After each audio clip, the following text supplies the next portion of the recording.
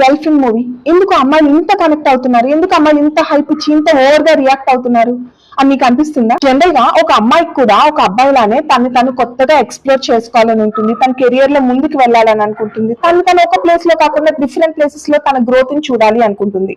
కానీ అవన్నీ కూడా ఒక అమ్మాయికి వీలు పడుతుంది. తను మ్యారీడ్ ఉమెన్ అనుకో, ఆ పిల్లలు, హస్బెండ్, ఇల్లు, బాధ్యత అంటే రెస్పాన్సిబిలిటీస్ తను వెనక్కి లాగుతాయి. ఈవెన్ తను వర్కింగ్ ఉమెన్ అయినా కూడా ఇంట్లో ఇవన్నీ సెటిల్ చేసుకొని రెస్పాన్సిబిలిటీస్ తో ఉండడం వల్ల తనకి ఆ గ్రోత్ కనిపించదు అనమాట. కావాలి అనుకో ఇప్పుడు తను లవ్ లో ఉంటే బాయ్ ఫ్రెండ్ పెట్టే రిస్ట్రిక్షన్స్ కదా, వాడితో మాట్లాడుకో, వీడితో మాట్లాడొద్దు, వాడు నిన్ను బ్యాడ్ గా చూస్తున్నాడు, తను ఒక ప్రొటెక్టివ్ గా చూడడం వల్ల దాన్ని తను ఎలా ఫీల్ అవుతుంది అంటే కొన్నిసార్లు చాలా ఇబ్బంది పడుతుంది అనమాట.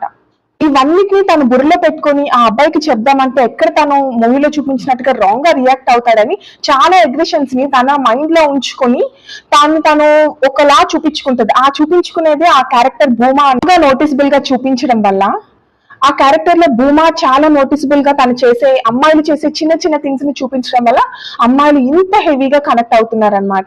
అందరూ ఇలానే ఉంటారా ఏంటి, ప్రతి అబ్బాయి ఇలానే ఉంటున్నట్టు చూపిస్తున్నారు అంటే ఒక 10 మంది అమ్మాయిల్లో 7 రిలేషన్స్ ఇలానే ఉంటాయి.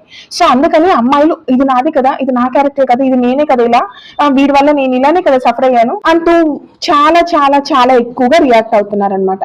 సో ఇక్కడ మిగతా 3% అమ్మాయిలు ఉంటారు చూడండి, వాళ్ళకి లక్కీగా మంచి హస్బెండ్ మెటీరియల్ మెన్ రావడం వల్ల వాళ్ళకి తెలియట్లేదు. సో మెన్ కూడా ఎలా అనిపిస్తుంది, నా వైఫ్ తో ఇలా ఉండట్లేదు, తనకి సపోర్టివ్ గా ఉంటున్నాను, తన డ్రీమ్స్ కి సపోర్ట్ చేస్తున్నాను, అందరూ ఇలానే ఉంటున్నట్టు చూపిస్తున్నారు ఏంటి అని చాలా మంది మెన్ కి అది రాంగ్ గా హిట్ అవుతుంది అనమాట.